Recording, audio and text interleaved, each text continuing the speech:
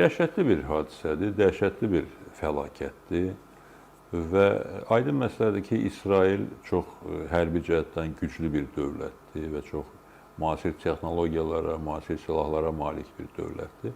Amerika Birləşmiş Ştatlarına gəldikdə isə dünyanın ən qüdrətli dövlətidir. Hər cəhətdən, o cümlədən hərbi cəhətdən həddən artıq böyük gücə malikdir və nəinki İran, başqa heç bir dövlət də Amerika Birləşmiş Ştatları ilə birbaşa müqayisə edilə bilməz. Bəlkə Çinin müəyyən məqamlarda ordusu, rəqəmləri diqqətə layiqdir, ancaq onlar da hər halda Amerika gücündə deyillər bir səbəblərdən. O baxımdan bu qarşıdurmada kimin üstün gələcəyi, kimin məğlub olacağı sir deyil. Bu birmənalı şəkildə belədir. Amma məsələnin o bir tərəfi var ki, ona da biz işarə elədik sizinlə. Müharibələrin taleyini quru qoşunları həll edir. Nə qədər sən güclü aviasiyan olsa da, raketlərin olsa da, nə qədər sən düşmən hədəflədiyin, seçdiyin dövlətin hərbi strukturlarını, hərbi rəhbərliyini, siyasi rəhbərliyini sıradan çıxarsan da, sən əgər əmin əraziyə daxil olub, burada sən quru qoşunların yerləşməyibsə, hər şeyi nəzarətə götürməyibsə, oradakı məsələlərin yekun nəticəsi orada həll olunacaq, yerində həll olunacaq. O, necə deyirlər, torpaqda həll olunacaq. Bir neçə gün əvvəl Ukraynanın televiziya kanallarından biri, YouTube televiziya kanallarından biri məndən müsahibə alanda bir sıra suallarla yanaşı İranla da bağlı sual verdi. Ona da mən söylədim ki, onlara, yəni hələ müharibə başlamamışdı, bir neçə gün qalmışdı. Soruşdu ki, nə gözləyirsiniz? Dedim ki, yəni Amerika Birləşmiş Ştatları atəş açacaq, İran cavab verməyə çalışacaq, bir-birlərinə ziyan vuracaqlar. Amma məsələnin həlli yerində həll olacaq, yəni İranın daxilində həll olunacaq. Yəni ora Amerikanın quru qoşunları yeritmə fikri yoxdursa, qüvvələr nisbətindən, o qüvvələrin davranışından, o dinamikalardan asılı olacaq ki, nə baş verir, hara gedir proses. Ümumi yanaşma bundan ibarətdir. Təbii ki, burada bir sıra xəttlər var, siz də toxundunuz onlara, həm Qafqazdakı, Azərbaycandakı neft borusuna, qaz borusuna hücumlar ola bilər, həm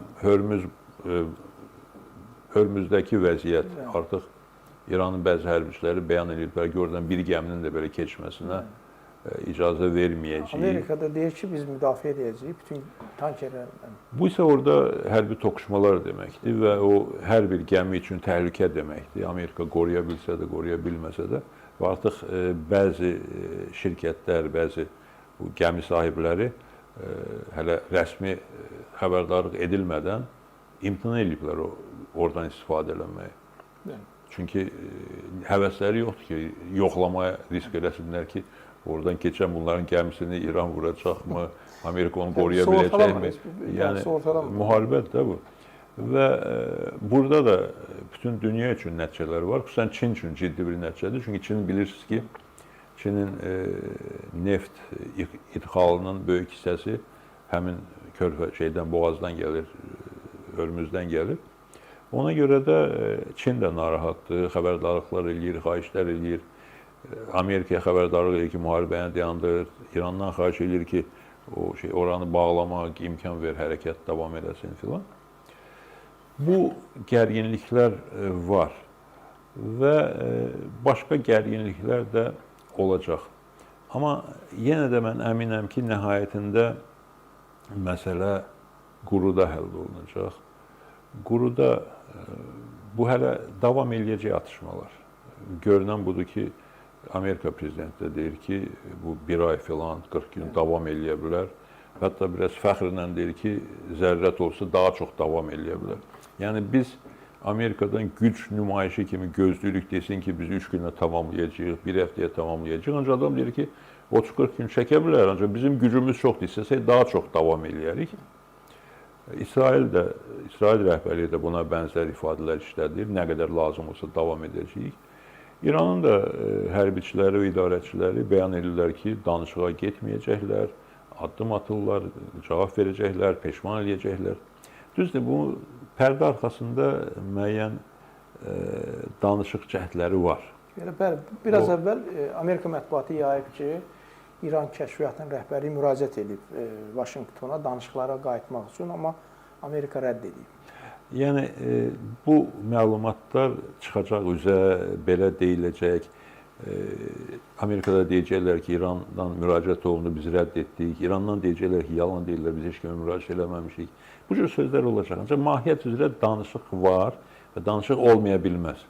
Çünki hər zərbədən sonra Amerika ümid edir, gözləyir ki, axır ki, bunlar başa düşərlər ki, bizim qarşımızda dayana bilməzlər və bizim şərtlərimizi, tələblərimizi qəbul etməlidirlər.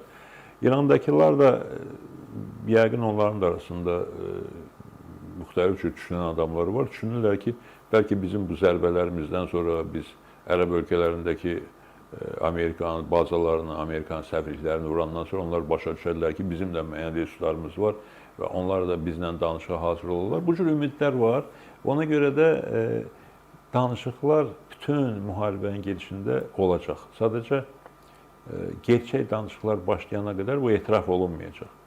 Gerçək danışıqlar başlayanda etiraf eləyəcəklər. Amma danışıqlar mütləq olacaq deyirsiniz. Bilirsiniz, hətta məğlubiyyət üçün də, kapitulyasiya üçün də danışıq lazımdır axı. Yəni o məşhur söhbət var ki, o İkinci Dünya Savaşından sonra koalisiyanın dövlət hərbi rəhbərləri ilə faşist Almaniyasının hərbi rəhbəri bir araya gəliblər. O 2 dəfə bir araya gəlməli olublar. Çünki birincisini Sovet İttifaqı qəbul etməyib deyin. Yəni imza qoymağa gəlib adam ki, təslim olur faşist Almaniya. Amma hətta o imza üçün də bir danışıq olmalıdır, bir prosedur olmalıdır, bir protokolu var onda. O baxımdan istənilən halda danışıq olacaq və tərəflər də istəyirlər ki, o danışığa qədər qələbəni əldə eləsinlər. Amerika üçün qələbə ya rejimin dəyişməsi, ya rejimin Vaşinqtonun bütün tələblərini qəbul etməsidir. İran üçün qələbə sayıla bilən variant odur ki, tam kapitulyasiya olmasın. Yəni tutaq ki, nüvə silahı ilə bağlı, nüvənin zənginləşməsi ilə bağlı müəyyən razılaşma olsun, digər məsələlərlə bağlı müəyyən razılaşma olsun. İran üçün uğur budur. O da hazırda gerçək görünmür, amma hər halda tərəflər nəyə ümid edirlər və ona görə də hələ ki, yəqin ki, yaxın günlərdə atışma da davam eləyəcək, çox təəssüf ki, bu qırğınlar da davam eləyəcək və gizli danışıq cəhdləri də davam eləyəcək. Səbəb, təşəkkür edirəm. Sizin fikirləri həm də Mərkəzi Kəşfiyyat Dairəsinin keçmiş rəhbəri General Petrus bildirib ki, yəni İranda hakimiyyət məsələsi İran daxilində həll olunmalıdır və burada görürsünüz, o da özünə görə ağıllı adamdır. Hərbi və siyasi qüvvələr bu prosesdə iştirak eləməlidir. Əks halda kənardan hava zərbələri, dənizdən dronlar, yəni bu İranda rejimin çökdürülməsi və yeni sistemin qurulmasının anlamına gəlmir. Yəni siz bir tarixçi kimi həm də izləyirsiniz, İranın tarixini də yaxşı bilirsiniz. Son 30-40 ildə, 50 ildə olanların bir hissəsi sizin gözünüzün qabağında keçib. Yəni İranda sistemin yenilənməsi mümkündürmü? İkincisi, yəni biz və bəlkə də